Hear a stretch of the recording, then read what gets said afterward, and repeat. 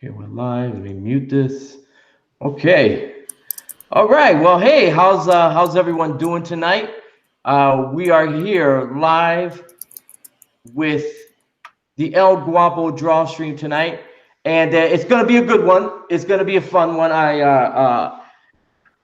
I'm pretty excited about it because these two guys have a pretty awesome comic that is based on the military, and they show mad respect for the military. It's a different kind of story, but ultimately you can see the patriotism behind it and the respect for the military. And as a former United States Marine myself, I greatly appreciate what these guys are doing and the honor that they're giving to servicemen and military life. So that's pretty awesome. I'm ready tonight. All right, I've got my El Guapo pimpin' straw hat from Florida because when I moved when I moved down here in October, I told my wife, I'm gonna get a straw hat, right? And she's like, "You look horrible in hats." And that's not the point. The point is you can't be in Florida and not have a stinking straw hat. Okay. Truth. So it's gonna be fun. It's gonna be fun. So we're drawing tonight. We are drawing Hiro. Okay, and we're gonna learn some stuff about Hiro. So what I'm gonna do, without further ado, we're gonna talk a little bit about. First of all, before we get into Hiro, I want to talk about. Chango a little bit. So I am going to go to Indiegogo and go to Chango the Broken Veil. And let me do a quick little screen share right here.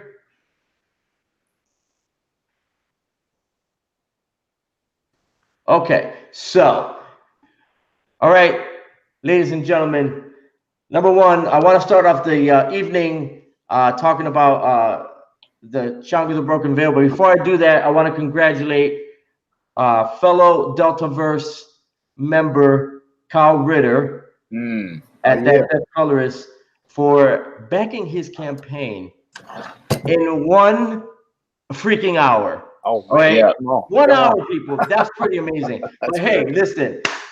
Now, since he funded his campaign in 1 hour, can we possibly get Chango the Broken Veil some more love? I've been saying that 10% for a little bit, and that's cool. I got 35 days left. I'm not sweating it yet. Yeah. But let's get some love here. Guys, I'm busting my behind here to put together a nice project for you guys. I mean, we got some top-notch coloring, we got nice graphics, lettering. It's gonna be a good story. All right. So we got story of Chango. The story about Ruben. So let's find out what the heck is Ruben's deal. Let's watch the video. Can we do that now? Let's do it.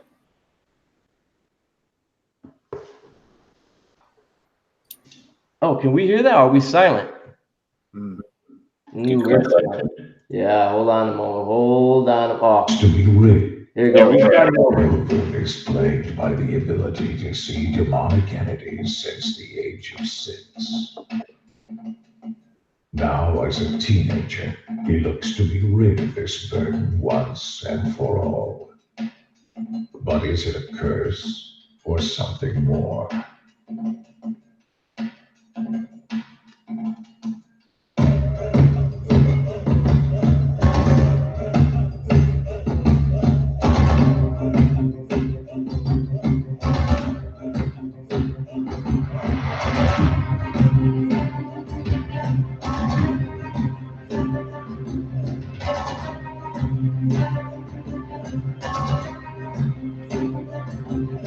Chango, the Broken Veil.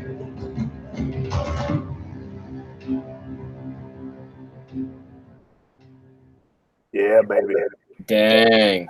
Holy crap, that gives me the creeps. Oh man, yeah. So guys, listen, we got a lot of fun perks here. For $10 you can get the PDF plus bonus material. For just 25 little old dollars, you can get a 56-page, high quality paper interior glossy with a 10-point cover full color comic. 56 pages for $10. Marvel and DC put out 25-page comics for $6.99. Come on, guys. Truth. Let's support independent creators.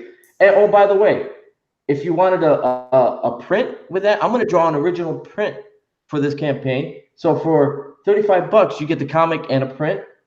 And then our next level we're looking at is I draw your own personal demon for you. Ooh, that's cool. I draw your own personal demon. Guys, listen, it's not just the drawing that you're getting for $50.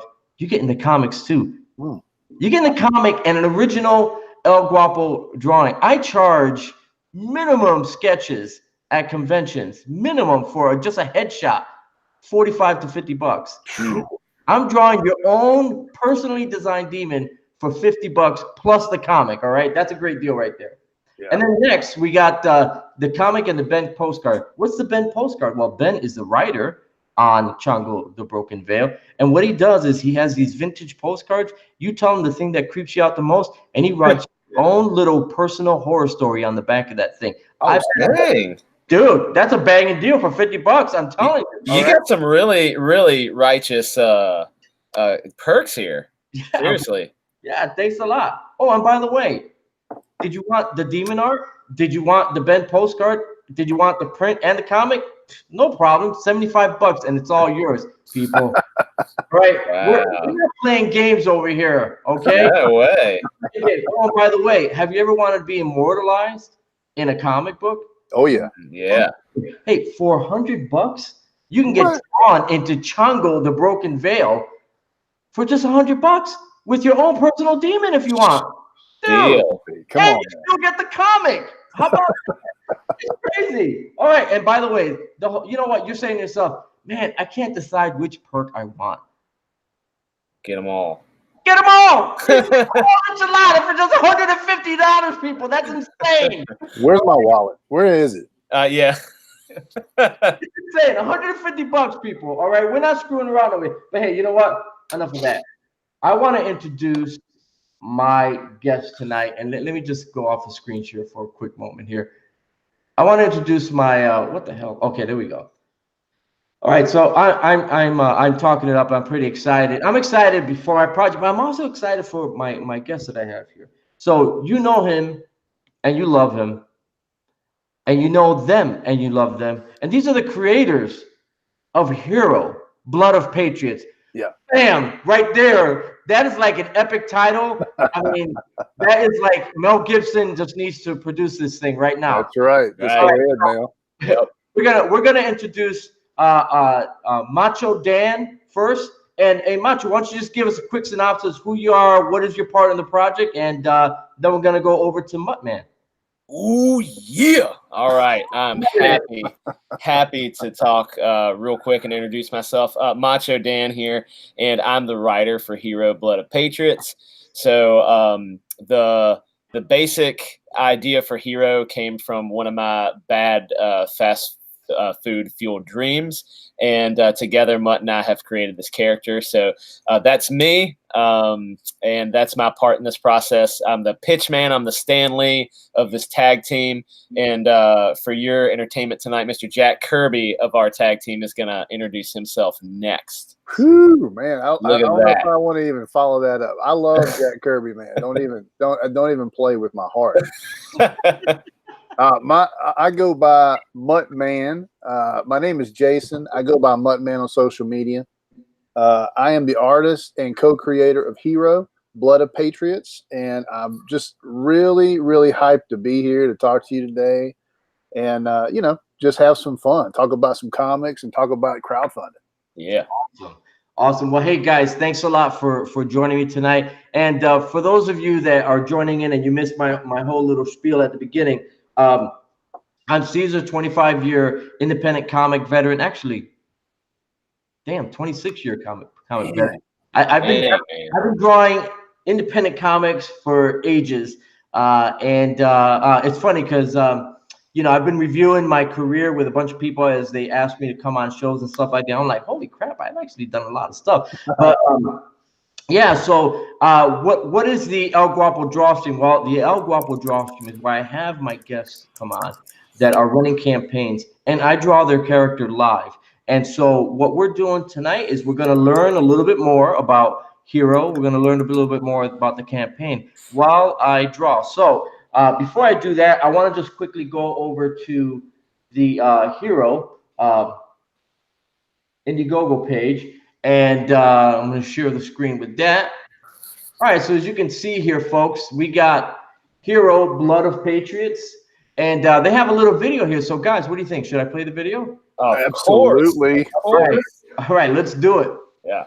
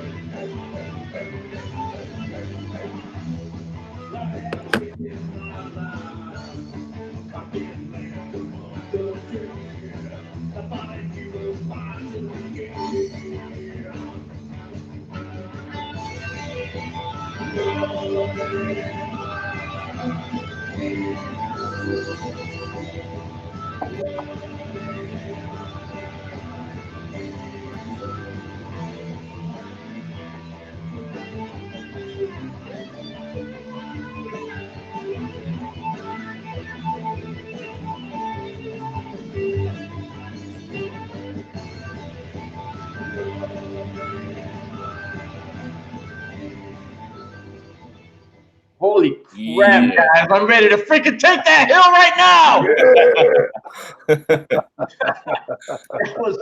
That's an awesome video, dude. Holy crap, man. That is great awesome. Or what? We love it. Every time I hear that, I get hyped up again. It's like my own project marketing gets me. That is freaking great, guys. Holy crap. All right, so listen, real quick, let me go into the stream here. Let's see who we got in the chat. Hold on a second here. We got Ted Dinav saying hello to everybody. Albino Thunderbuns. Yo, Adam Post. Hi, guys. And oh man, Muttman's throwing his own little peeps out. Peeps to what up to peeps, everyone out there. All right. Let me see. Adam said he shared, and much love for Chango and Hiro. All right. Lady Celtic Moon is here. Awesome. Jim O'Reilly, great artist. And man, that guy needs to freaking he needs to launch his an Indiegogo or Kickstarter or whatever. And he's got a project that he's working on, so that I think that's gonna happen sooner than later. We got Dan Lucas. Hey, Dan Lucas is here! Holy crap! All right, and all right. Listen, we also got let me see. Doug Garrett's soundtrack is. Wait, Doug Garrett did that soundtrack? Yeah, baby. Yep. Yeah. Lone Wolf himself did that. That was freaking epic, man. Holy cow! Oh man, I gotta get him to do. I got another comic that I'm doing after I'm done with this campaign. The next two comics I have, one is about two former Marines, and they get it. It's kind of like an Indiana Jones kind of adventure they're getting. It's kind of awesome. And then the other one has a military base to it, but there's Russian spies. Oh man, Asian spies, whatever. The whole James Bond kind of thing. It's pretty awesome. Yeah, cool. All right. Nice. Yeah. All right, so listen, guys. Let me go back over here. Okay. I'm going to shift over here, and what I'm going to do is kind of disappear for a moment. What am I doing here? Let me share my screen here. All right. So, guys, I'm moving over here to my studio, and I'm going to open up studio. All right. Do you see a little ghost in the background there? Yeah, we see it. Oh yeah. So I had to cheat a little bit. Yeah. Make sure I got it down. So, but I ghosted it as much as I can and still being able to see it. So I don't know how it's picking up there. All That's right. cool. I love that pose. I love it. Yeah. Thanks a lot. Yeah. All right. So guys, your campaign, as far as I know, is already funded, correct? Correct. All right. So I want you to just kind of give me the origin story of how Dan and Jason got together to put this story together. I'll tell this. All right, go for it. So I knew Macho from just friends. Our wives were friends, and we used to kind of hang out in groups around them and stuff.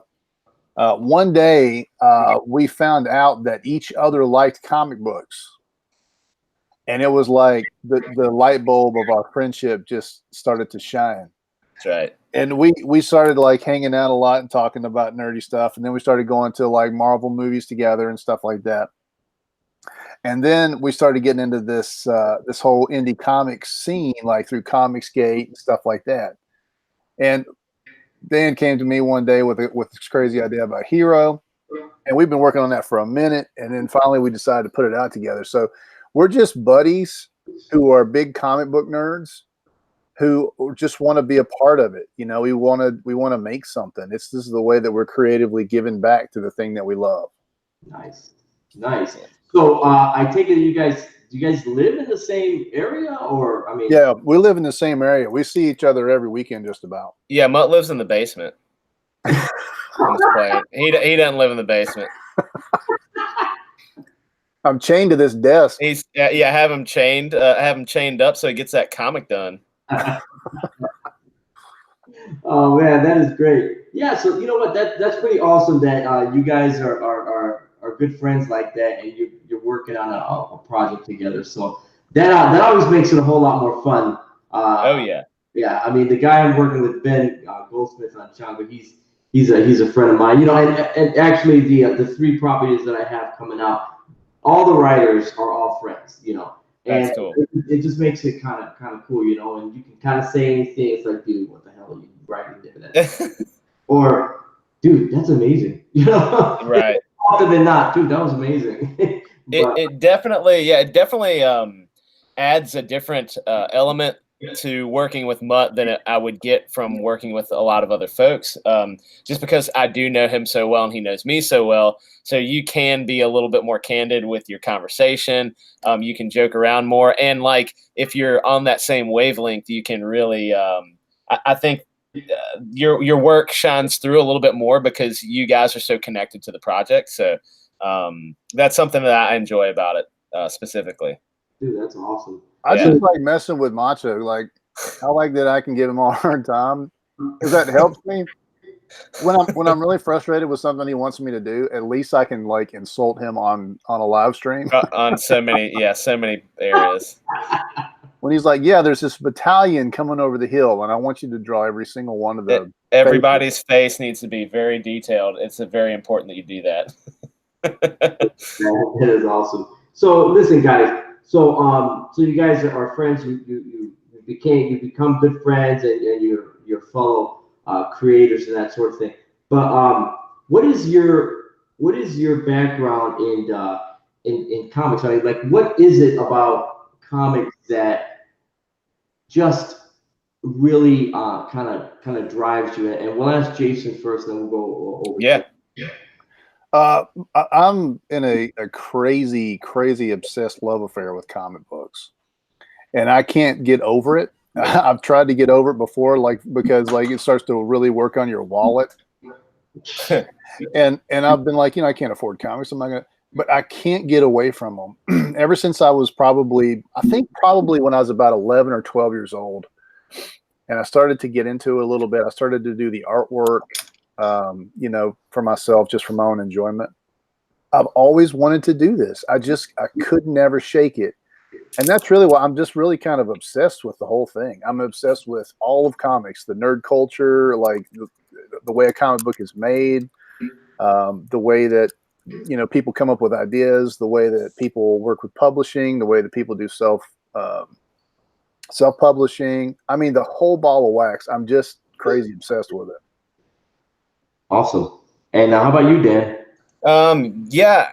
So I guess I've always been I've always had a love of comics since I was young. You know, I got into the I was 10, 11 years old, got my first comic book, and it was one of those things that just clicked. Like, for some kids it's Hot Wheels and some kids it's whatever, but for me comic books clicked. And throughout my whole childhood, adolescent, and into adulthood, I've been in love with them. Been like the stories, like the format of a comic book, just works for me. And I've said it before, I'm like the most super ADD person you'll ever meet in your life.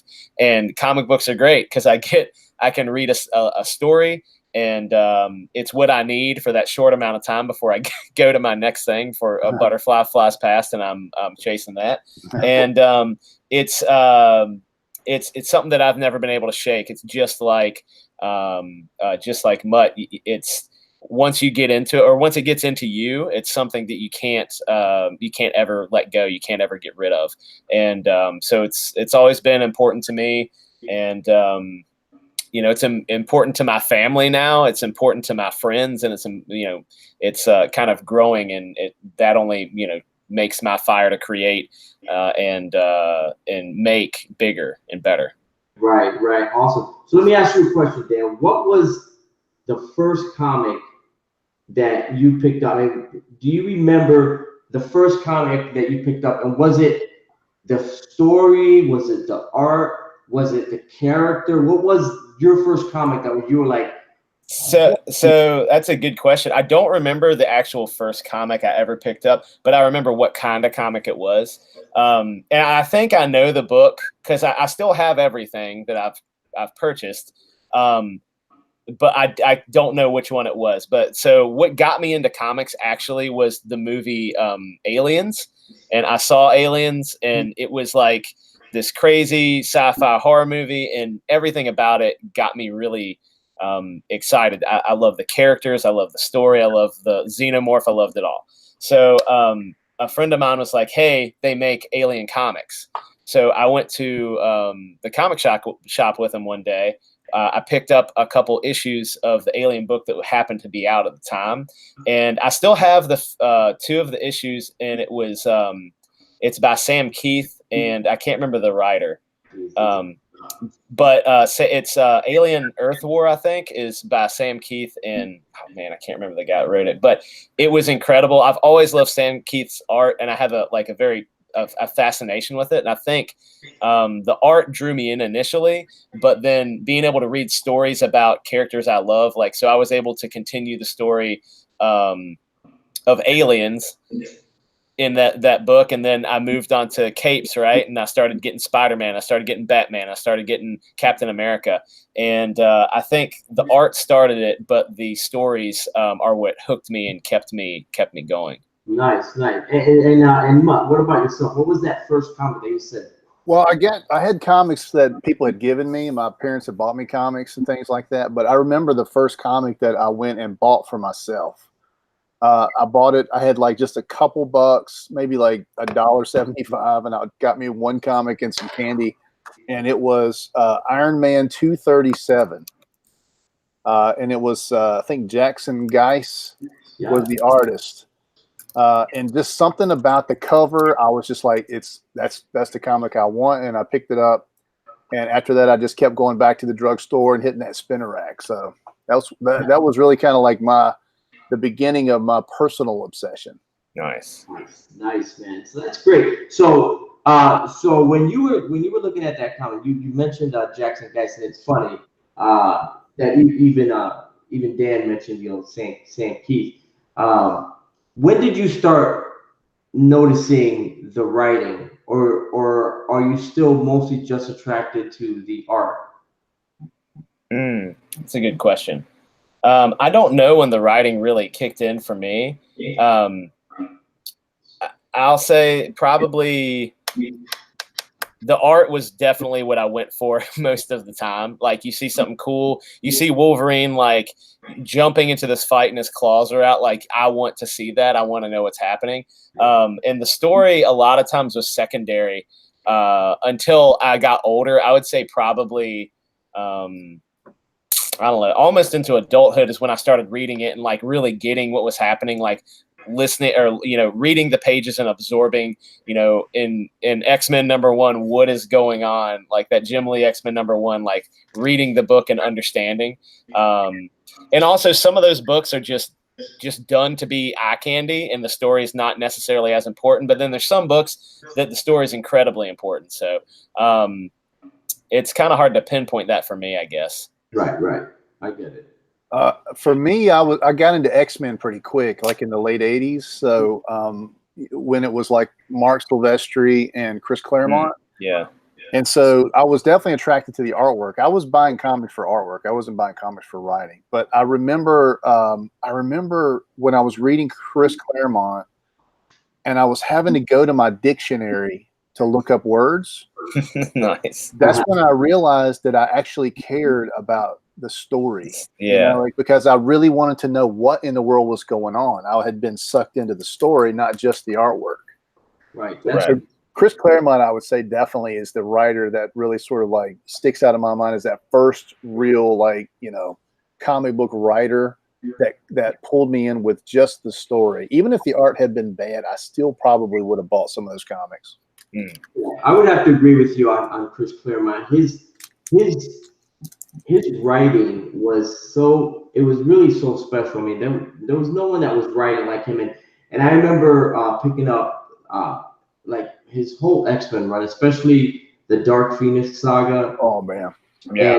And, I had that whole run, and I don't want to tell you what happened to that run because it brings tears to my eyes. And my brother to this day still doesn't understand why my mom choked on that. And so I just found out the other day that a year ago he actually tracked down the whole Dark Phoenix saga, and he has it. Wow. In 9.5 or higher condition. Oh baby, Wow. That's nice. So I was like, holy crap, dude. Next time I'm up there, where I came from in Connecticut, you've got to show me. Oh yeah, that's sweet. Yeah. Yeah, no, it was a real shame about that movie, the Dark Phoenix movie. Yeah. And I'll tell you what, man, I mean, it's a broader subject. I don't know if you want to jump into it or not, but really some of these movies are ruining the comic story because people only associate with what the movie is, and they don't go back to enjoy the comic book. story. Yeah, you're right. Yeah. Like there's a whole generation of people who know Dark Phoenix from those movies, and they don't know Chris Claremont at all, and that's just a crying shame in my book. You're right. I agree with you on that. And unfortunately, I think that overall what we've been seeing in comics, and call it SJW, call it whatever, okay? I mean, we may not like it, but to be honest with you, Marvel and DC as independent companies, they can choose whatever they want to do with characters because they own them. But I think that the backlash that they've been hearing from people that are dedicated comic fans that like us that remember the stories and how great and epic they were, they're not going to get that same blowback from the films. And so the things that they introduced in the comics, like a female Thor and this and that and the other, when they introduce this stuff in this next phase of their movies, everyone's going to be like, oh yeah, that's just the way it is. Because most people that see these movies aren't really hardcore like comic fans. There are comic fans that go there, but they're like just hardcore Marvel MCU fans. Right. More than anything. Right. Yeah, they'll never know.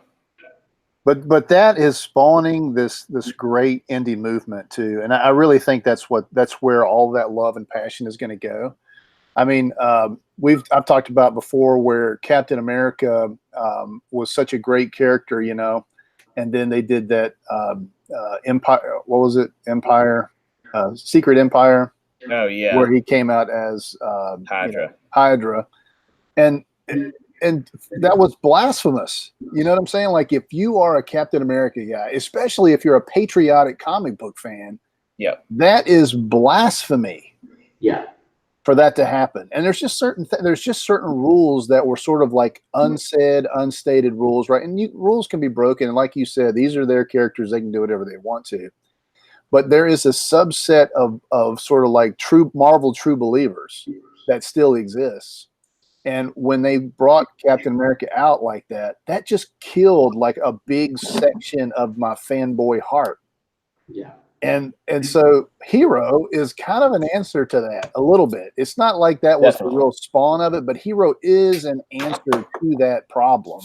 If you are a patriotic comic book fan and you want something different, we got what you need. Right. Hiro is going to be a balls out, 100% red-blooded American male comic book. And we're gonna kick commie butt, and we're gonna have big guns and awesome battles, and we're gonna hero for you. Yep. All right. So now that you've done a beautiful segue into that, let's have Dan kind of let us know, what he was thinking of when he put the story together. What did you guys together decide you wanted, I guess, for all intents and purposes, your version of a super soldier to be like, and what is it that you're trying to convey to us, the audience that doesn't know Hiro? Right. That's a really good question. So when we initially were starting with the character, it wasn't anything like you're seeing here. A lot of times people conceive a character and it's like they conceive it and it's the way it is from the beginning. And Hiro really went through a big evolution within our minds as we were like writing the story. And the reason for that evolution was because of how important it was for us to get some things across. And so the character, it started off a lot more basic, but it involved, because of the story, we kind of wrote him into this, like Mutt said, it's almost like it's like our love letter to comics.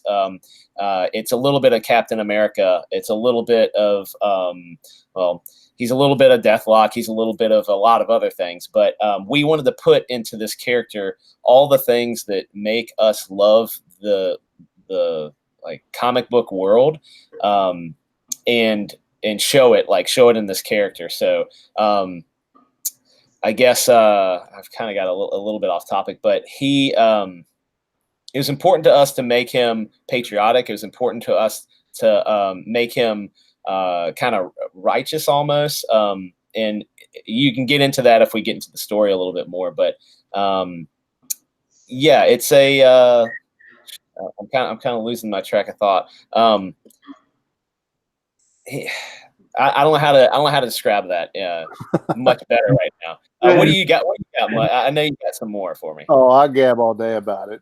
Basically, I think what you're trying to say is that we have been working on this storyline for a long time, and after you really like work on it for a long time, it changes a lot. And so we kind of started out just by being almost like just brutality and just weird sci-fi, and it turned into this real like straightforward patriotic type of story. And we did that because we started thinking about the fact that this little robot is going to get onto a corpse on the battlefield, right? And we're talking about America, so our protagonist basically is America versus the Red Threat, which is like this new sort of like almost like Cobra for G.I. Joe. It's like that, only communist. So it's a big problem, right? America's our back is against the wall. We've got problems, and the Red Threat is about to destroy us and take over the entire world. So this little robot that's been designed can actually reanimate the dead, and the dead soldier has to be somewhat courageous, or the robot will not animate it. So we're talking about courageous people who had given their lives. And after you kind of think about that for a minute, and you want to do the story justice, it becomes this like real attempt to sort of work in some respect for these people who have actually done this in real life, because that's what me and Macho are like.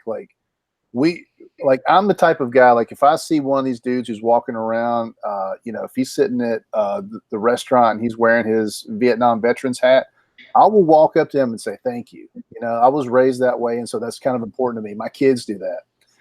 So I didn't want to create a story that was just so anxious to get to the action that you really kind of step over the bodies of these people who have fallen in the line of duty.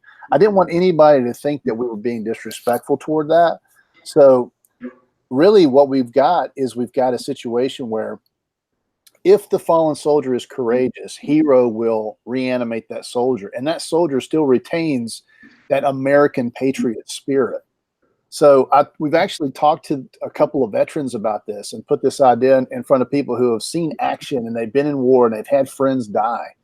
And overwhelmingly, people are super positive about it, because what I guess I didn't realize, because I've never served. So what I didn't realize was that soldiers or people who have dedicated themselves to being on the battlefield would give their life twice. Like they are trained to get out there and kick butt. And if there was a robot that really existed that could raise them from the dead and they could continue to fight the enemy, they would do it. So we've had this really sort of like positive exchange with several veterans, lots of people who we've given this sort of storyline to and told them about how it works, and they love it. That's great. And listen, I'll be honest with you, as someone that served, I totally get that and I understand that. And even to this day, I carry that inside of me. So, it's one of those things like, unless you've served and you've had that training in the Marine Corps, you got that training. So I'm always ready, like all the time, even when I go out, like things that I do. Whenever I sit down, my back is never facing the door. Whenever before I walk into like a bank, I look around, I scope the situation, and I say, all right, what do I do if there's a bank robbery? How do I position myself? Yeah. To be the most effective. So it's like, you just instinctively just do it. I mean, I don't know. I can't tell you how many times I've actually just gone into a situation with people, just staring and not acting. And, I do it. And then not that I'm being a hero, but just like, it's just who I am now. And so as a soldier, I totally see that. And I'm glad that you guys are bringing some honor and attention to that. That's pretty awesome. Yeah. That's something I didn't realize, like I said, and it's been so impressive to get to know more about veterans and about people who have served. Like that's been a really interesting sort of side item to this whole project that I didn't expect. Because I mean, like I'm telling you, like when you talk to these people and you start to hear the passion in their voice, like I heard the passion in your voice just now when you were describing that ready to go sensibility. I mean, it's catchy, and it makes it easier to write these kinds of like patriotic wartime stories because there's an excitement to it, and you can really feel the emotional high of what these guys are ready to do. But hey, before I forget and move on, thank you for your service. We really appreciate it. We appreciate that. Thank you. Yeah, no worries. It was my honor and pleasure. It's funny because when I joined the Corps, I grew up in the inner city, and it's one of those things where you join, and I knew a lot of people that joined, and I joined because I just really didn't feel like I had any options. I grew up without a dad, and it was important to me to figure out who I was, who I could become. Yeah. And right away I just said to myself, well, the streets are not going to show me that, man. They're going to show me a bastardized way of how to be a man. Right. And so by joining the Marine Corps with going in saying to myself, well, I have no other options, so let me do this, and then coming out and having this skill set, these life things, honor and duty and loyalty and friendship and just things that people just take for granted, things that are portrayed on TV like they're not important in books, just in pop culture in general. Those kind of things are kind of lost. They're looked upon as, oh, that's weird. Why would you risk yourself for someone else? And so to see you guys doing this and really bringing attention to it it's really cool. It's really solid. And I really appreciate what you guys are doing. Yeah, like it's there's a lot of guys who get in. What I've heard is that there's a lot of guys who get into the Army or armed services because of the same situation. Like they're looking for that way to be a man, and that's something that you can find there, right? And what's amazing is like you become a man pretty quick in that situation, don't you? Oh, hell yeah. I think you have to, right? You got to, right? So you'll get chewed up, man. You'll get chewed up real quick, and so I mean, when at the end of boot camp, when you go through Hell Week and you get through that, and they give you your Eagle Globe and Anchor. To me, there's nothing like that. I mean, I remember just holding that thing and just staring at it like someone just gave me $10 million, Right. And just like, wow, and yeah, man, it's just I don't know how to quite put it out into words, but it really is. It's something special. That's cool. Yeah, we're putting our team in this comic through the ringer too. I mean, they're really having to go against basically all the odds. This is a sort of a Hail Mary, The story it's kind of like they're throwing a Hail Mary to try to like turn this thing around. Let's talk about that a little bit. Let's talk about the guy who becomes a hero. What is it? What does he do? What is his? Yeah, well, it's a little complicated, so you got to hang with me through some of this stuff. So the cool thing about Hiro is it's not just one person. Hiro is an acronym, and it stands for Hardware Integrated Reanimation Ordnance, and it's like an acronym, a military acronym, right? So everything it's labeled like that. And so what Hiro actually is, it's a combination of the backpack, the robot that you see, but it's also the person inside, and it can depend who that robot is attached to can kind of shape and form Hiro a little bit. So when that bot is on the field, it can kind of scan a soldier, like a soldier's fallen, and if that soldier was running towards battle and it was trying to be, it was being courageous, that person was being courageous, he or she were fighting, they were brave, and they were just. That bot can kind of scan their brain and what they were experiencing when they died, and it can get a sense of the person. So when it attaches and it makes them into the super soldier, it absorbs a little bit. We say it absorbs the residue that was left behind when the person left the body. And it is kind of like a symbiotic relationship. So that person is still there a little bit, and it's there within Hiro, but the artificial intelligence within the robot is kind of awakening that person again. So the robot and the person together work to become Hiro. So once again, that body and that person that's inside can change. And that's how we hope to really evolve the story and make it really interesting and have a lot of legs to work with on this, is because we have so many points of view, so many people, men, women, everybody that we can put into this robot to make it grow and to make the story evolve. Yeah, the person or the body, the corpse that the robot attaches to has a shelf life. So right. There's about a 3-day ability to use this super powered body. And then it kind of expires, because it gets stinky and rotten. You can say that. It starts to just like deteriorate and becomes unuseful. The sinews dry up, the muscle tissue it's just not there.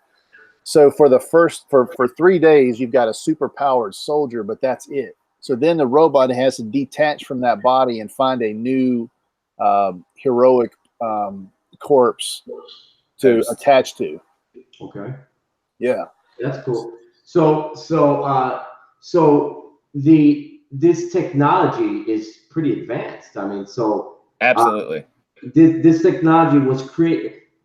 Who created this technology? Is that something that you guys cover in the story there? I mean, Oh yeah, that's another good question. The technology is created by one of our team. His name's Dr. Krupin. And so Dr. Krupin is actually Russian, and he was stolen from Russia. Russia's the big bad guy in this series, and so he's stolen from Russia because of his biomechanical engineering that he's been doing. And Russia was forcing him to experiment on people, but he willingly comes to the United States to try and help in another way, and that is with the reanimation process. So this is kind of a like alternate future or not too distant future. It's World War III. So we're seeing we're kind of trying. We're doing a little bit of a callback to some not so Cold War stuff with Russia, but Dr. Krupin is ultimately the key. And there's also another scientist, Dr. Perez, and you can read about both of these characters in our first 16 pages, which you can get on our Indiegogo page. So if anybody wants to read that, it's 100% free. You just go and there's a little bar that says start here. You can click that. If you put in your email for our email list, you'll get a link to that. You can download it, 16 pages free. And that'll give you a little bit of insight into the process, like the technology in this world, how things come about, and you get to learn a little bit. And it's stuff that you'll probably need for the actual 48 pages that are going to continue from where this one leaves off, from that 16 pager. Oh, that's great, guys. So this technology, I can imagine that a lot of people want it. Yes. The Russians want it back, obviously. Oh yeah. And then, but so is it the military that is controlling, that the doctor's working for? Are these good military? You know what I'm saying? I mean, it's like, is it black hats? Is it white hats? Is it gray hats? I mean, what are we dealing with here? Well, here's the thing. So if you read that first 16 pages, you'll see that we've got a couple of white hats and we got a couple of black hats in the mix. War has changed everything. The landscape is very desperate. So some of the people in the U.S. military are turncoats because they think that's their only way to survive. And in doing so, they are trying to sell the technology, not necessarily to Russia, but they're trying to sell it to the highest bidder. So one of the main villain in this comic is a character called Volk, V-O-L-K, and he is a Russian-born military trades guy. So he's just a weapons guy, and he just basically is like the Loki character, and he'll sell to the highest bidder. He gets his hands on the very first unit that was ever made. And that's why the Hero unit gets made, because it has to go and get back that technology. So basically, they're up against the ropes already. They get technology created that is basically makes a super powered weapon, and then it gets stolen immediately by a turncoat. That's awesome, dude. I'm really digging what you guys are doing here. So there's obviously, you guys are trying to build up some intrigue here. Yeah. Yep. Yeah, and I could definitely see that. So Hiro is the armor itself, this machine, Yep. Or whatever. So from what you guys seem to be explaining to me, this Hiro machine seems to have some kind of sentience to it. Am I? Oh man, Yep. I love it. You are getting it. I You love got it. Go ahead, step in, Dan. Tell me. Yeah. So in that first issue too, you'll see this. The actual Hero unit has a very sophisticated artificial intelligence, and what that artificial intelligence does, and I have had to do a lot of very nerdy, very deep dives into how the brain works to get to this point. But what it does is it awakens the brain, and like from like high school science, the human body can control about the brain. We have about 10% of that processing power at our disposal. But what Hiro's able to do is use that brain like a biological supercomputer. It's able to unlock all the potential of the human body. It's able to unlock all the processing power that we have. And so what it's able to do is, it has a backlog, and it can tell Hiro or it can tell the body how to do ninjutsu or like Krav Maga or whatever, any sort of crazy, any sort of battle or what's the word I'm looking for? Any sort of fighting technique. Yeah. It's kind of like Captain America is in your head, and he's able to control your body because it's a tactician, super tactician. It can mimic moves and stuff like that. So it's got all this really cool tech inside.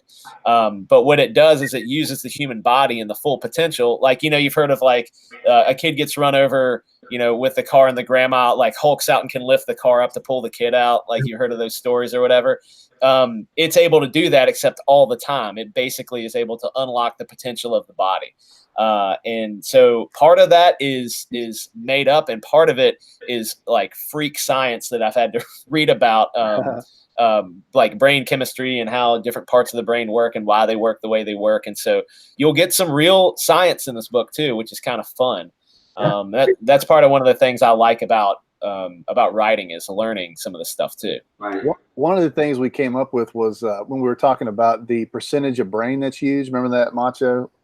Like, oh, right. The person generally uses about 10% of their brain, and like highly intelligent people are like, at 12% or something crazy. Yeah. So like basically there's a block between your like spiritual person and then your physical person. But after you die, that blocker is gone. So that's why the AI can activate the full 100% of the brain. Right. So when that happens, like what Macho was talking about, like when somebody has sort of like an adrenaline rush and they can do like superhuman things, that's because of this fight or flight. Yeah. He studied it, not me. Yeah. But because of that mechanism, you can do something because you just believe you can do it. All of a sudden, you have to do it. Yeah. So with Hiro, there's no second guessing. There's no filter. Right. It's just like boom, action. 100% of the body is used. All the tissue is lit up with this super serum that's inside of him. It's called the Kruppen formula. Yeah. And, like he can do amazing jumps, amazing agility. Think about Captain America, just maybe even a little bit more powerful as far as being able to pick up, part of a tank or pull down a helicopter out of the sky, stuff like that. Yeah.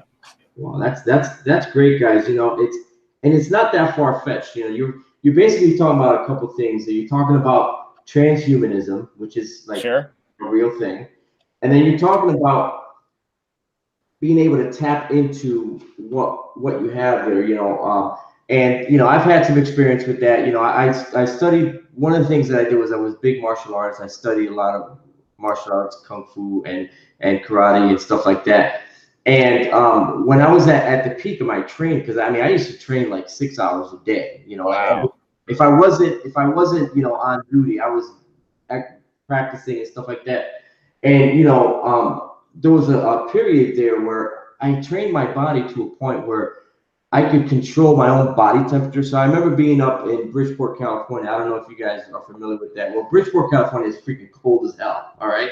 And it's in California. So whatever, a guy from, I came from, the East Coast, Harvard, Connecticut. You tell me that with freaking snow, freaking ice in California, I think you're out of your mind.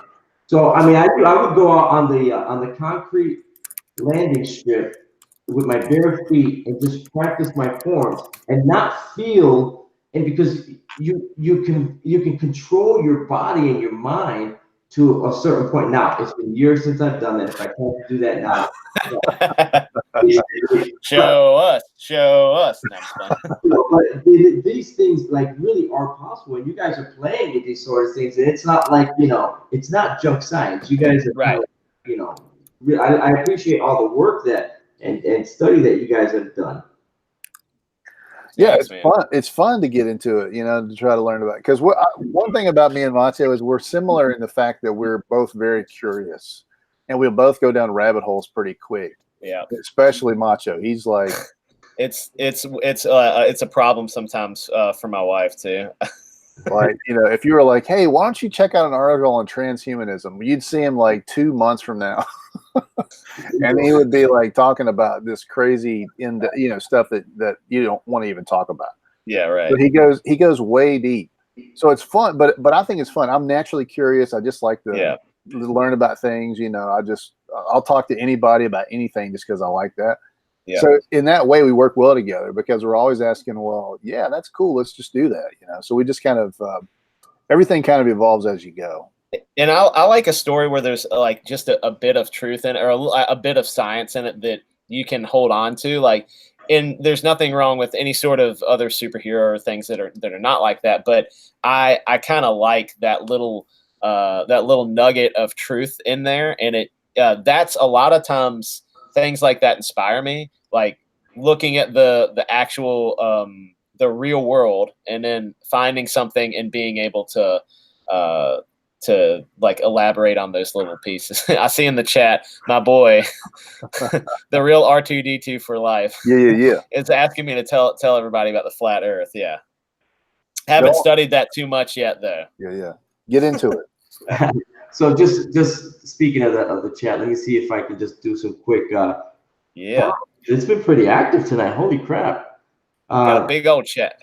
Yeah. So we got Jay, we got Trusty saying, "What's up?" Comic Book Bob, like and share. What's up, folks? Trusty, Mutt Man's giving him a shout out. We got Scott Schmear. He's been really active. Look at that. Yeah, Scott's a man. Albino Thunderbuns.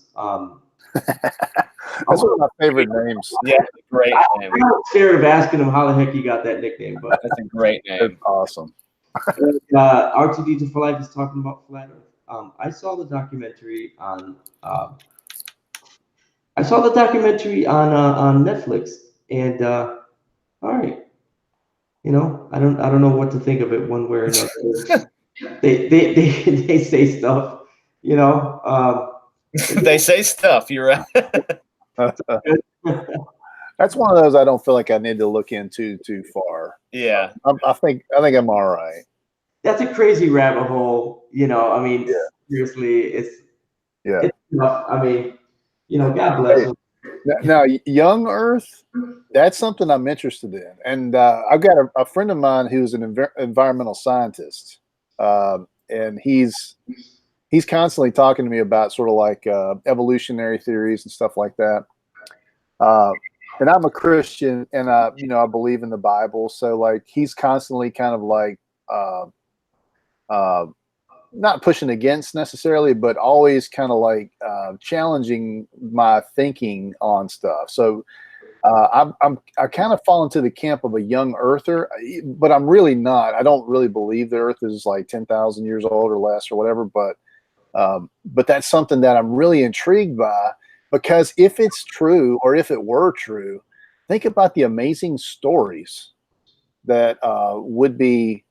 And there's amazing stories anyway, but like you could take a lot of the things that are talked about in the Bible and really make great stories from them. Oh yeah. I mean, those were the original superhero stories. That's right. Yeah. Like in Genesis, I'm really interested in Genesis because there's there's just a few chapters in the beginning, but there's these big gaps of time. Okay. But you just landed on my thing that actually, listen. Have you heard of gap theory? Okay. Yeah. Heard of it. Okay. Right? Yeah. So gap theory is basically saying that there's this space and time, okay? And in that space and time, right, is where you get all the stuff with Nephilim, angels, like all the different. I don't know if it's pretty interesting if you were to look into like all the different names of angels and what they did and stuff like that, and that whole thing where it talks about how the angels saw the women of men and they liked it and they had children with them and created them and stuff like that, and it talks about how the whole, well, there was that thing they taught, they taught them sorceries and, how to work with metals and all that. But there's like this whole thing with Atlantis, with some of the, I forget what some of the other lands are that like are historical peoples and societies, and they're saying that a lot of these things were within that gap theory. Okay. And then so there's like a lot there. I mean, like a lot, and I think that would be an interesting rabbit hole for you to go into at some point. Yeah. Dude, I've got a couple stories that have been like bouncing around, that I've got sketches in my sketchbook on these things. So don't be surprised if you see the Mutt Man come out with a book that is biblical in scale, and about that time period, because I'm very interested in that and about some of the events that could have happened. Yeah. No, that's all fascinating stuff, Yeah. The Nephilim stuff is really it really boggles the mind when you really get into it, because there's a lot of evidence that people believe they have for that. Oh, and giants. Yeah, giants and Nephilim and stuff like that. Yeah, I mean, it's really something. And if you think about it, like mankind, like human beings as we know them now, must have been more powerful in ancient times than we are now. Physically more powerful.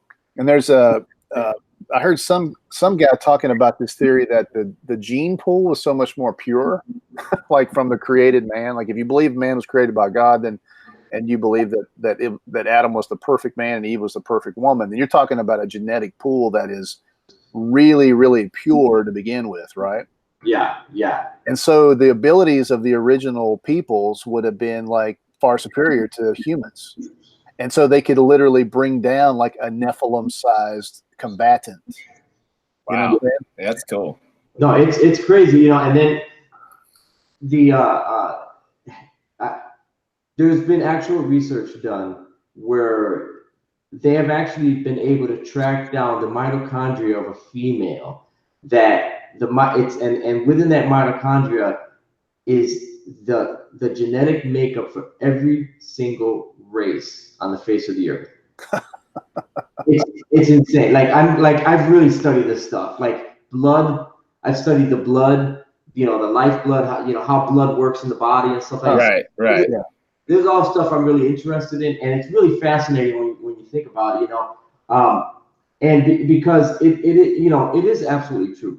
If you read the Bible just as a historical document or whatever, and you see how it goes when it starts talking about the age of people. This one lived to 999 years. This one lived 605, and you can see like this dissension in the length of life. And so when it talks about one person living to 890 years old, he wasn't the only person living to 890 years. There were countless others.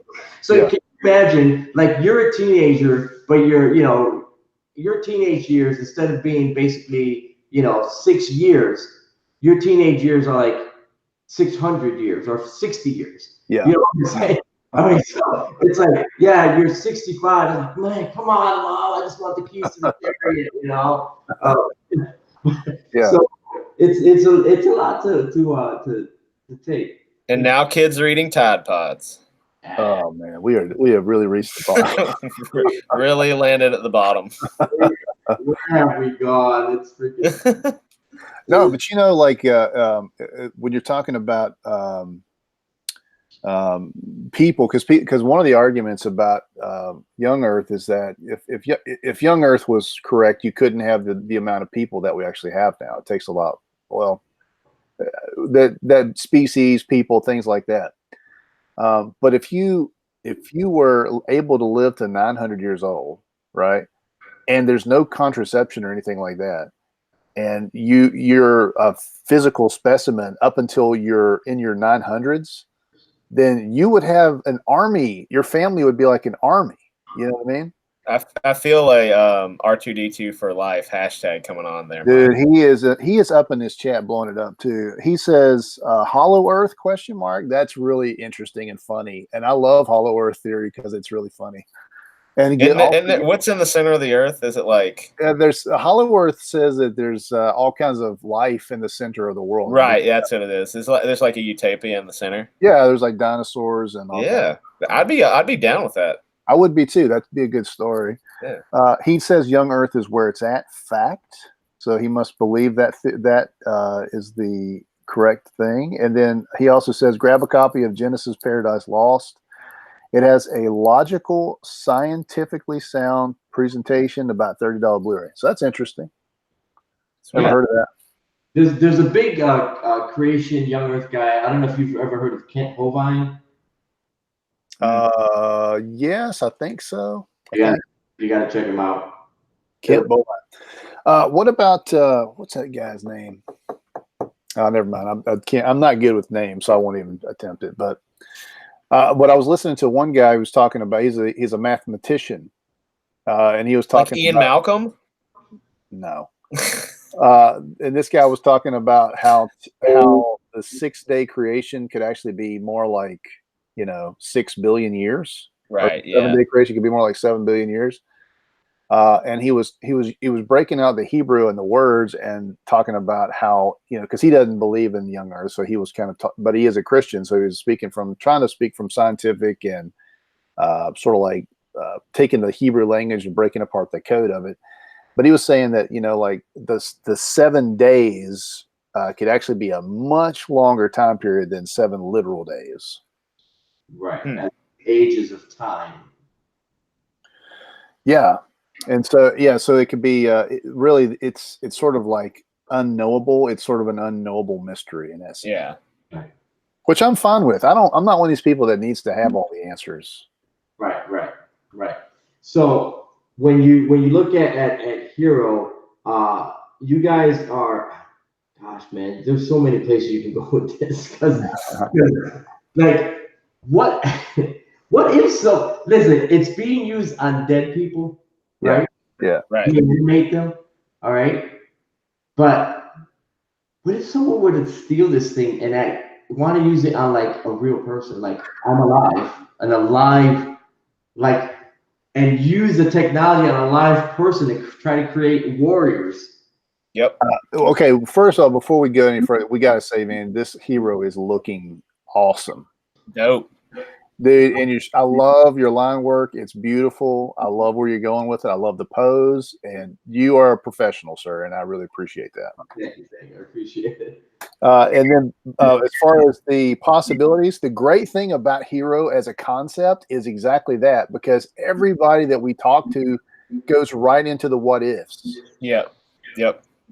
And it's great because sort of like the story begins to write itself. The saga begins to write itself. The characters really flesh themselves out because but people that like it, the people that are interested in it, they're constantly giving us what ifs.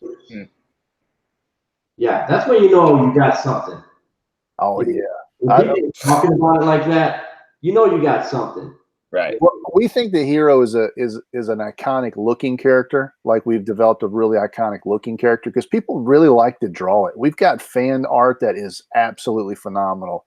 Not a lot on the level that you're giving us here, but of some amazing, really high quality fan art.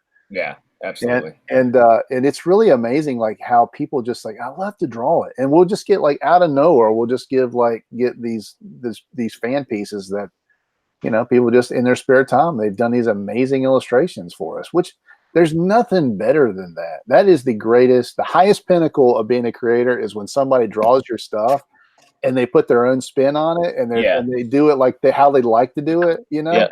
That's gotta be one of my favorite parts is when people do their own takes on it. Cause like Mutt said, we think we really have an iconic looking character, and a little bit different from anything, I think. And when people take that and they do their own versions, like we've had some there's Erodimus Flash on Twitter did this really great female version. It was awesome, and Ink Spot's also on Twitter. I can't remember his name, but he did a really fantastic kind of abstract one. And as a creator, getting that stuff, it's nothing like it. It's really, really special feeling. I see you laughing at Sean. Yeah. Yeah, I haven't been able to keep up on the chat, so I'm glad that you guys are kind of like moderating it. We always keep it up in the side, and because if some of our guys that follow us are number one, we love them, but number two, they will not let either one of us get away with a single word wrong. Especially Sean, R2D2 for life. You say one thing wrong and it's over. He follows us around and just aggravates the snot out of us everywhere we go. Oh man, that's great though. That's really shows that he's kind of really interested. But the problem is he's really funny. So like you get stuck with something like the no shirt like a bro shirt hashtag. Yeah. And you can't shake it. You got to keep an eye on these guys. Let me explain that real quick because it is funny. Like me and Macho both got this Lone Wolf T-shirt right here. We both got one. That's sweet. And somehow or another, the joke started that we were sharing the T-shirt and that he would wear it some and I would wear it some. I don't even know how it got started. I'm sure Sean started it. Well, either way, it is funny and we can't shake it. Yeah, but at some point you have to embrace it. So we're in the embracing it phase. That's probably something he's going to hashtag. Make sure that you just never wear the shirt at the same time, because then that'll just kind of blow the whole thing. Yeah, exactly. We can't do that. That's great. So guys, I'm having a lot of fun with this character here. He's fun to draw. Kind of, he is fun to draw. I can see why you get so much fan art. You know, it's like, you know, for people that wanna like drawing the musculature and stuff, like you give them that option, but you've got like some mech here, you've got like some clothing over here and stuff like that, which is kind of cool. So yeah, man, this is a lot of fun. So let me ask you a question. So all right, it's the technology is AI, it's artificial intelligence, okay? Mm-hmm. So do you foresee, as with anything, artificial intelligence being what it is, it's limitless as far as how it can improve upon itself. Much like Ultron. Remember Ultron when it was first created, and then it became like Tony Stark and Pink's worst enemy. Yeah. So you have stepped into you've stepped into a deep part of our story that I don't want to reveal a whole lot because it's important. It's an important plot for the continuation of this. But to answer your question, yes, the hero unit itself is going to be able to become self-aware. And that process of that happening is kind of somewhat, well, it's not somewhat important. It's very important to the story. And in that process of becoming self-aware, it's going to how do I say this without ruining anything? It's a very important plot. Yeah. So yes, there's an evolution like Ultron, but not Ultron. I understand. Yeah. You don't need to go on anymore. I get thinking, and you know, no, you've got it, and that's what's really exciting is when somebody gets it, like they get the story, they are understanding this whole thing without. I mean, you haven't even read the book, and you're kind of getting it. That's energizes us as creators too, because it's a 48-page book, so there's not a ton of real estate to tell the story and to put action in and to do all these things. But it's a deep story, and there's a lot of meaning in a lot of different parts of it. So when people are getting those meanings like that, that's really cool. The problem is that Macho's got this story that is an epic. and we've got 48 pages Yeah. to get that in. So there's a lot of editing that goes on, and there's a lot of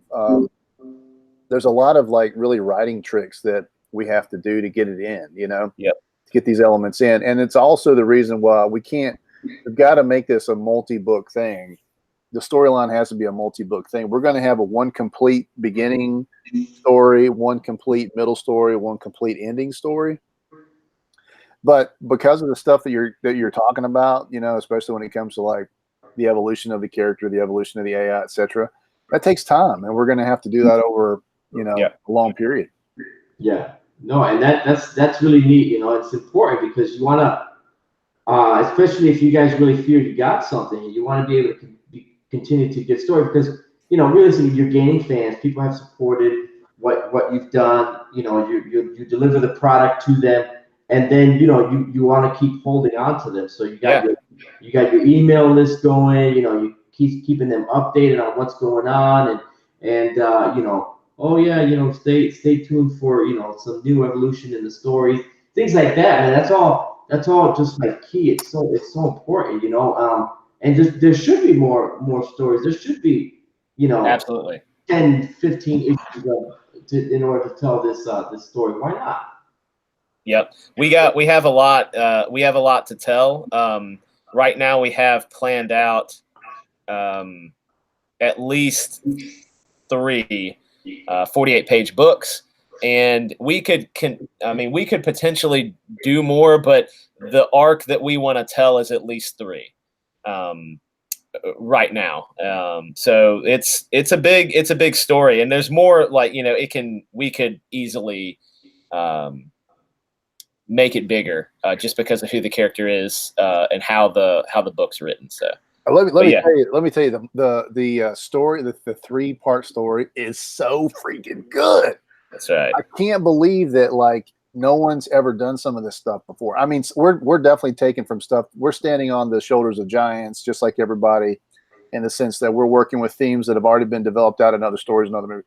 But we've got something that's gold. I'm telling you, this is going to be. We are I think I said in a tweet earlier. We're the dark horse right now of indie comics, and by dark horse I mean people are not seeing this thing coming. But when people get that first book, read the story, get the elements, see where we're going. They see some of the character development. They see some of the ideas that we're trying. We're not even going to get even close in the first book to all the stuff that we can do with this character. Yeah. It is going to be so much fun. This is going to be a really, really great character to get involved with for years. Yeah, and you shouldn't. I mean, definitely you want to keep people guessing. You want to give people enough of the book that they say, wow, I've got to get the next volume of this. Yeah, absolutely. I know if I don't get it, I know I'll miss out. And listen, guys, I'm excited about this. So, I'm definitely, you guys are still in demand. We're in demand right now. We're trying to bump up our numbers a little bit and help the book or help us get this book to the best possible quality we can possibly do it. So we did hit our first stretch goal, which is really exciting, and that is colored by it's Vegas Day Real on Twitter, and he's fantastic. He has a great handle on the color. It works really well with Mutt's inks, and so we're pumped about that. But we'd like to get some more. So if anybody is interested in backing, it is in demand, and there's a number of perks still available on that in-demand store. Yeah, so let's talk about that. Let's talk about the perks.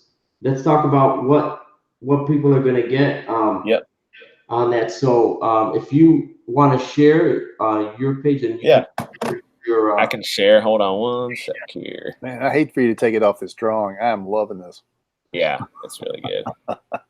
That'll be suspense. I'll get to do some work on it, and then people will come back to something. Oh man. All right, let's see here. All right, let me log off so you don't see all the behind the scenes stuff. All right, and now I will share my screen, maybe.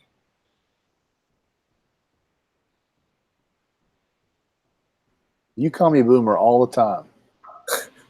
All right, can you see it now?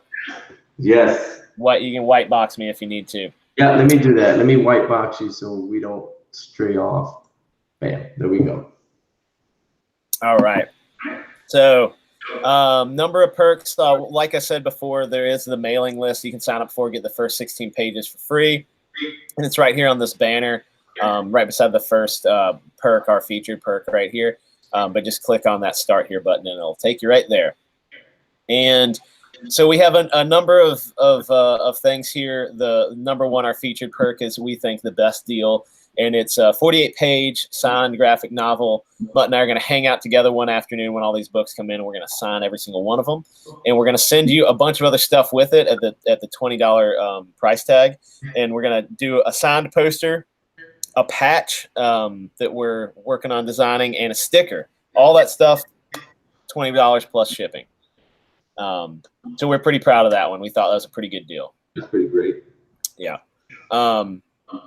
And next we have digital. A lot of people we've had like yeses and nos as far as digital, like don't do digital.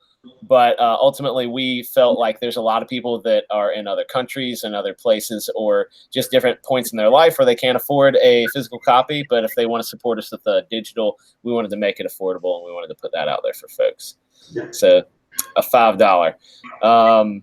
Our Hero signed single issue signed Hiro Blood of Patriots, and that's just the comic. And so we can, if you want to do that, we got that. A 2-pack. Everybody has to have a 2-pack on their campaign, and so we're no different. Just 2 of the issues. Now we're getting to some of the cool stuff right now. First one is it's Volk's blade named after you. And so Mutt was talking before about our villain Volk, who's kind of like the Loki character of our comic. And he's also a crazy psychopath. And one of his favorite things to do is when he kills somebody, he likes to do it up close and personal with a knife. So he has a collection of knives. And what he does is when he gets a victim, he'll etch your name on the blade as like kind of his way to remember ending your life. Wow. So that's what that is. Pretty sick, dude. Yeah. So we kind of like that. Let's see if I can get a photo of it down here. Right here is his. That's Volk, and that's his like trophy room, I guess. Nice. See all his sweet now. So we're gonna actually have friends. There's a number of people that have claimed this perk, but also there'll be some Easter eggs in this book. So there might be some people you may know from the indie comics world or friends on this wall, which is gonna be pretty neat too. Nice. And let's see. Then some of the other things we have, our Get Knocked Out perk is it's done. We sold out of that, which is Mutt's favorite, and it's pretty fun. You get to get knocked out by Hiro in our comic, so he's going to have your likeness just getting absolutely creamed, teeth flying. So that's going to be fun. And our last one that's here that you can see is it's also been claimed. It was our big one, $800, and it's be a villain in the story. And we actually, the villain of our story is in the chat tonight, and we label him as kind of like a boss character. So if you're playing Mario, when you get to the end of the level, you have to fight Koopa before you can move on, and that's kind of what our villain is in this story. So that's in the chat. It's Septinov 7 of 9. He's the man. So he's a villain, and we worked with him a little bit a couple weeks ago on some of the details, and he's pretty psyched about it. And we're really psyched about it. It's going to be pretty epic. So yeah, really you got some fun perks there. I tell you that $20 comic and swag that's a pretty sweet deal, guys. Yeah, pretty sweet deal. Yeah. So yeah, and there's some other perks that have gone away. And when we ended the campaign, there's just some things that we needed to plan for, so we had to take those off the table. But we still have plenty of issues that we're happy to sell. Nice. All right, that's awesome. So Mutt is working on the art right now. When do you guys plan on actually fulfilling the campaign? Do you have like a date that you've set for yourself, a hard date? Yeah.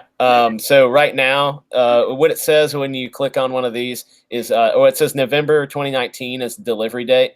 And so we have in our mind when we like to deliver, we would love for it to be before, but that's kind of the end date that we have is November. So at the very least, that's when you're going to get it. And we are working, Mutt's, he's probably a better person to answer some of this stuff, but we're dealing with some printers and things like that, making sure our quotes are still good or that they're good and that they can do the quality that we're looking for. So he's kind of getting samples in and things like that.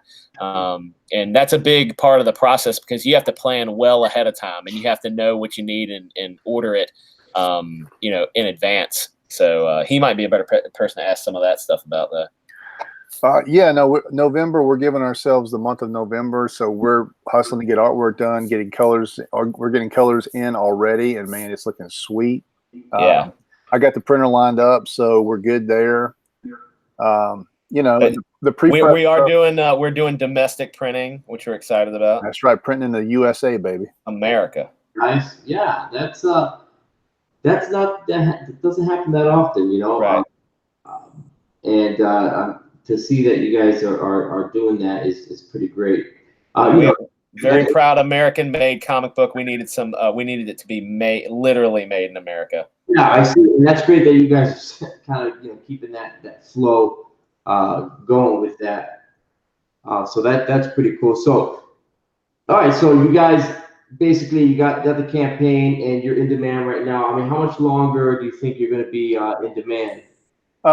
Right up until the end. Yeah, we're going to keep it open right up until the end, so as many people can get in as they want to. I mean, we're brand new; nobody really knows us, so we're fighting for recognition right now in a big crowd of very talented people. So I don't foresee any huge jump in numbers. If so, we'll deal with that when that happens. But keeping it open in demand, just let a few more orders trickle in. Let some of those last minute people that want to find us, come in. We'll just be that much better. I keep saying that every backer makes this book better. And even if it doesn't change necessarily the outcome as far as what we get or hitting more stretch goals, I want as many people to see this book as possible. There's so many great things about it. And I'm kind of the evangelist for it, so to speak, just because I love it so much. But these people they're going to love it. They're just going to love what they get. And I want as many people to get involved. And if one or two come in at the end, then beautiful. That's great. One or two more people come in and get that book. That's great, guys. Yeah, so I'm getting pretty close to finishing this up. So I'm trying to see. Do we got any activity in the chat there at all? Yeah, you got some new folks coming in. We got E. Ortiz in the chat. Mr. Oh, Jimmy. Dang, Manny. I mean, not Manny. Jimmy. I didn't mean that. Jimmy. Don't be mad at me, Jimmy. That's my little brother. Yeah. And RTDT's still talking trash. As usual. Trusty's in there still. He's hanging with us. Trusty, my man. My man, Trusty. What's up, Trusty? Trusty's a cool guy, very talented guy himself. Yeah, absolutely. Yeah, very talented. There's so much talent in this. It's really nuts, Yeah, it's like every day there's like some new amazing talent that's like, hey guys, you mind if I join you? Yeah, exactly. I mean, that is literally what it's like. It's hilarious. And the thing that I love, one of my favorite parts about it is all these guys are really awesome too. Like, it's been so much fun to just meet people, connect with them, and kind of grow the indieverse, like be a part of growing that. There's just so many of them. Like, if you start naming them, it's going to be a problem because there's just so many out there. But it's been a blast. Macho, you need to change your screen because we're still sharing. I'm still screen sharing. Yeah, my bad, guys. There I am. Yay! Look, you guys want to see something see what I've been working on. I can't draw at all. But I decided I was going to do something. This is a secret, so nobody say anything about it. All right. Don't tell me. Don't tell anybody. I've been working on it, and I've decided to try and do a sculpt something. You may or may not receive this. Some people may or may not receive one of these. But I took an action figure that I had, and I'm adding. I'm using clay, like polymer clay. I'm going to sculpt it, and then I'm going to cast it, resin cast it after I do a mold. And so I have it right here. So I took this this Hulk. So I'm starting the sculpt with the headpiece there, and I got the back piece going on, and then I added a little bullet hole. Yeah. And then he's got a big like laceration on his arm. I'm working on this, so I dig that. so I'm gonna make him. It's gonna be full Hiro when it's done, but he has the right kind of like the teeth going on and stuff. So I got a long way to go. This is real rough end stuff at this point, but I found I like sculpting. So that's what I'm doing. I couldn't make the whole body. I like sculpting extra stuff. I love it, man. I think it looks cool. I love that pose. So I'm gonna try and I have some very light experience in casting. So I'm gonna do silicone rubber casting and then do a silicone rubber mold, and then I'm gonna cast with a resin. That's my plan. Hey, E. Ortiz has got a great question for you, Macho. Oh, jeez. Thank you, Jimmy, for not letting anyone forget that.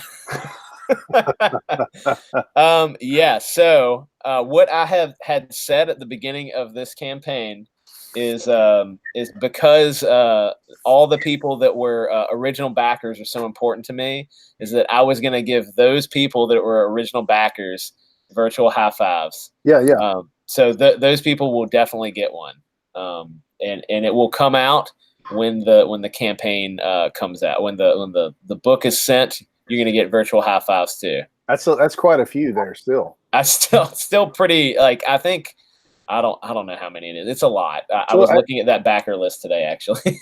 Explain to Caesar what's going on. So in our original campaign, because this is not our first campaign we did, it was a failed campaign. So we took all the things from that campaign, improved upon it, learned from it, and we launched this one, which was successful. The first one came out, it was like in November, right before Christmas. So it was just a bad timing or whatever. Yeah, we made bad decisions. It's okay to say. We made some bad decisions, but we just jumped in with both feet because we were so excited about the concept and wanted to get it out there. Right. But however, so Macho, let me tell it. So Macho, tell it. He says, I'm going to give a virtual high five to every single backer. And what he meant by that was that he was going to film himself doing some kind of a unique high five, and like in different places, and thanking the person to thank them. Yeah. So every single backer, no matter what tier you backed at, you got a virtual high five. And quickly he began to realize how difficult that was going to be. The proverbial foot in your mouth. Huh? Oh, you have no clue. Like, you have no clue. So we that was one of the small things. That was one of the small things that I was okay with when we didn't make the campaign, or weren't able to make it. Yeah. I was slightly happy about that, because I was just imagining, like, if even on this one, it's like 150 some people, I would have had to think of different ways to uniquely give them a virtual high five. And yeah, that for whatever I have right now, it's like 30 or 50 people or something like that. Yeah. It's gonna be real difficult. Yeah. So yeah, so I said that. Thanks for reminding everyone, Jimmy, that I'm giving high fives. I thought everybody had forgotten about that. Thank you. Yeah, listen, E is nothing but nothing less other than a person that can always bring you back to things that you have said. Man, I haven't been on with Jimmy in a minute. I'd love to get on with you again, Jimmy. I miss you, man. So we do the digital bullpen. Yeah. Yeah, that's always a lot of fun, and we get it. We got a group, a bunch of people come in, and we talk comics and how to get better, and how to just improve on storytelling and Sure. pitching and stuff like that. So we cover all that stuff in there. We'd love to have you come on and just kind of like both you and Mutt just kind of talk about what you've done, your experiences. Sure, absolutely. Yeah. I'll rap about whatever. Tuesdays and Thursdays at 10. All right. Yeah, I've been keeping up with Jimmy. He's getting better at that. He's got some nice looking inks that he's put down. Yeah. So his work is improving impressively. One of the hardest things that I find is to keep up with everybody that I appreciate is keeping up with their YouTube. Have you ever tried to just watch everybody that you enjoy and like in one day? It's almost impossible. There's no way. Hey, Septinov's getting out of here, brother. Good to see you. I appreciate you. Are the most evil guy I know. Yeah, and we'll chat with you soon. Son of a gun. Evil son of a gun. Go do some poses and send me some pictures. That's right. I'll bring that high five, Jimmy. Don't worry. I'll think of something before I get on there, and I'll have a high five ready for you. Special. Where is he? Where do you live now, Jimmy? Didn't he move? He went West Coast on us. West Coast. That's right. Yeah, he's not an East Coast guy anymore. I know. So I'm happy. You're in Florida, right? Oh yeah. Yeah. So are you from where are you up north a little bit or? Yeah, we're north of you. We're still below the Mason-Dixon line. We're in Virginia. Oh, nice. Okay. The mountains of Virginia. Yeah. If you ever travel through, be sure and let us know. Oh, absolutely. No doubt. Trusty, our boy Trusty's in Virginia as well. He's a Virginia boy. Oh, sweet. Yeah. Hey, Caesar, you're going to have to help us out when because we've never done cons or anything like that. I mean, we're fresh faces. Well, this is our first comic book. So when we get done with it and we've got like printed materials and all that kind of stuff, we want to actually get out and do some cons. So we're going to actually, because you do a lot of cons, right? Yeah. So yeah, I do a lot of that. This year I'm just focusing on just finishing all my own stuff that I'm doing and getting that out there. And then so come 2020, I'm just gonna make a big hard push to hit these cons with my original material. I got the stuff that the Chango. I got the other comics I'm working on. Then I'm also gonna be doing a Kickstarter for the Red 10 comic, which is I co-created that with Tyler James over at Comics Tribe Publishing. Cool. Yeah. Yeah. So that was a pretty epic book, really popular. Yeah. That's great. Yeah, man. So no, we're definitely going to make it. I'm almost getting close to finishing this guy, so I just got to add a couple touches. It's looking incredible. I love it. Yeah. Thanks, brother. Yeah. I just have some questions for you. Like when you go to get a table, there's a table cost. It's not negotiable, right? So seeing as how you guys are like just kind of breaking out into your own things, I think it helps. Like if you had like a huge following on social media, you can get some special breaks. If you guys, what I would do is I would probably like start to get to know who the promoters are in your state. Yeah. The cons that are there. Yeah. And then you can talk. Hey, by the way, I'm such and such, and I funded we have a successful Kickstarter that we funded for my comic, Hiro. Blood of the Patriots. Sorry. I was calling it something else. And so you just kind of like talk to these people and just kind of, let them know what you're about, and sometimes they'll help you out, man. They'll be like, yeah, sure. Let's they'll invite you in. Sometimes if you're gonna go to like one of these smaller cons, they'll charge you like a fee, but like if you do a panel, they'll give you like a reduced rate. Yeah. You know? So yeah, there's like a lot of different options that that you can go with. Okay, that's interesting. Okay. Yeah. What about like backdrops? I mean, do you have to have a backdrop? So it definitely does help. I'll be honest, guys. Okay. Yeah, I would if you can, I would definitely look into you know, getting a banner, that sort of thing. Yeah. So I was thinking about just getting like getting some sheets and just like doing some Sharpie marker. I feel like that would get some good attention. Right now, I'm using this like gate. What do you call this thing, Dan? This is a trellis behind me that I've just pinned some of my artwork and some of my favorite comics on. You think that would get me a lot of people? Oh yeah, that definitely. I don't know how that would work, but you know. Yeah. We'll have to get one. Type of people you're looking for, but it'd get somebody over there. Yeah. What about product? I mean, like, how much product should you actually bring? Let's say to like a smaller, because we've got some local cons that probably bring in 2,000 or 3,000 people, maybe 10,000 people. Yeah, you know what? I mean, I would bring in just, you know, I would bring in enough to, you know, if it's like a 1-day show. Yeah. You know, just enough of what you think that you could sell. So based upon, you know, how many hours you're there, say you figure out, well, I'll sell 5 of these, 6 of these in an hour. So you figure if you're selling 6, you're there for 7 hours. You're around 50 books. Yeah. Sketches, make sure that you put your commission list right in the front. You want to have some samples of your work that people can look through, like a portfolio. Yeah. Prints, things like that.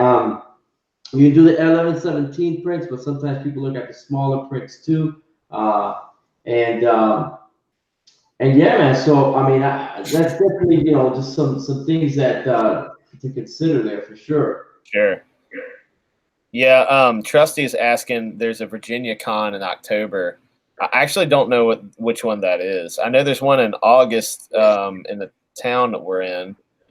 I think there's one in Richmond about that time. That might be the one in Richmond he's talking about. That would be cool. I'd definitely do that potentially if we have something to show by then. I would definitely do it if Dan would drive and pay for gas. Let me think about that. Yeah. No, I'll drive. You'll drive. Will you pay for gas too? Hashtag make Macho pay for gas. Will you buy the food and I'll pay for gas? I'll buy gas station snacks. Yeah, that's what I thought. I'll buy you a big gulp and some ho-ho. So if you want to be like I would definitely you want to bring like snacks, because when you're at a con, especially if it gets busy, you may not even have a chance to eat. I'll be honest. Wow. Okay. Yeah, because I hope I'm that popular. Yeah, and you definitely want to bring like your own fluids. Yeah. Because hashtag bring your own fluids. Yeah, bring your own fluids. You know, because you know you'll be talking and you'll be kind of like pitching, and you might not be able to even get up from the table, man. I've been at cons where, you know, it's like 10 hours straight, and at my booth, no eating. So you learn really quick to, you know, bring things like protein bars, nuts, you know, water, you know, I mean, hey, whatever. I mean, I love nuts. That's what and stuff like that too back in the day. So, you know, yeah, all that stuff, you know. Yeah. Good advice. Good advice. That is great advice. I knew you would give us some good advice on the cons, because you've been around a minute. You've been to a few of these things. Just a few. Yeah. And I want to ask you something too. So, and this parallel has been like drawn before by other people, but like your art, you have this very almost Mignola look on some of your art. And is that on purpose, or is it just the style that you've like cultivated over time? Well, so yeah, so you know, with the style that I'm working in now, that Mignola is style, that's on purpose for this project. Sure. I'm a big fan of Mignola, so but I'm finding myself, the more that I work in it, the more I like it. Yeah. So I don't know, because I mean, I do like high res, high detail stuff. Sure. And I kind of cut my teeth doing that, but it's a lot. I feel a lot more free when I'm working in that style. It's almost like it's just more intuitive. Like I like working in this particular style here. By the way, guys, I'm done. Looks so good. I love it. You did so good, man. And Oh, it's great. so this right here, I'm just gonna sign it right here. You want to say El Guapo or Caesar? I don't know how you want to swap it. El Guapo, yeah, El Guapo. El Guapo. I love that nickname. That's so cool. Yeah. So let me go into the corner here. And yeah, we're gonna get to sign things for the first time. That's gonna be wild. Yeah, I don't know what that's gonna be like. Oh, dude, it's gonna be so much fun. It's gonna be so much fun. It's like someone buys your comic, and here's the thing: they buy your comic, and then you say, "Oh, you want me to sign that?" And he goes, "Oh, you'll sign it?" That's oh yeah, I'll sign it for you. And it's just a great thing because they're starting to charge for signatures. I don't charge for signatures. No way. I'm not doing that. Yeah, so it would be cool if you guys just don't charge for signatures. People buying your book, just as a matter of course, just Sure. just sign it. Absolutely. Yeah. If somebody cares enough to buy my book, I'm not going to make them pay for some Sharpie lines on it. Oh, lock it on your screen, El Guapo. What's that? Lock it on your screen. Oh, nice. Okay. I'll reduce the image a little bit. Yeah, the Sean was trying to see it. All right. So that's so this piece I'm going to be sending to you guys, and this is going to be one of the stretch goals for you guys. So I'm going to let you guys have free use of this to make prints. Dang. What? Oh man, dude, That's incredible, really man. nice. Thank you very much. That's incredible. So if you want this El Guapo print, you guys got to throw some cash at the project. So That's right. Man, you're hot. You're hired, Caesar. You're hired, man. Hey, what about me? Huh? What about you? Forget about you. You got a seasoned pro on your hands. I know, right? Yeah, it's been a great time. I knew this was going to be a good show. Actually, my last couple of shows have been pretty good, and I really enjoyed the interaction with people and stuff. You know what? Let me show my mug again here. There we go. There it is. All right. Did I screen lock myself? So, yeah, you're locked. All right. So we're back. So that it was a great night, man. Great night tonight. And I just want to tell you guys, check out Hiro, Blood of the Soldier. And I'll add that in the link description for that link in the description of the video here. And also make sure you check out Chango. All right, because I want to definitely get that book done. And yeah, man. So once again, I want to thank my guests, Dan and Jason. Also, I appreciate your love and support of the armed forces. That you guys are true patriots, and I appreciate you guys. And listen, I had a lot of fun drawing Hiro. That was fun. Conversation was great, and we got off into some tangents, but that's okay. We're free flowing. This is what it is about the El Guapo draw stream. You never know what you're gonna get. So I just want to give you guys a quick minute. So how can people get a hold of you? We'll start with Dan. Yeah, I'm real easy to find. I'm on Twitter at Macho Dano, and Dano, Macho Dano. You can find me there. Give me a follow. I'll follow back. And man, I'm just out there to have a good time. Spread the love of indie comics around to everybody I can. So if you're looking for that, then I'm your man. I am Muttman at Muttman75 on Twitter. So I'm always available that way. You can also follow me on Facebook. I have a Facebook page called Muttman Comics, and then I also have an Indiegogo, an Instagram page called Muttman Comics as well. Awesome. All right, guys, you know how to get a hold of me. I'm on YouTube. Yeah. At El Guapo Comics. Make sure you subscribe. All right, I need to get my subscribers. I subscribed tonight.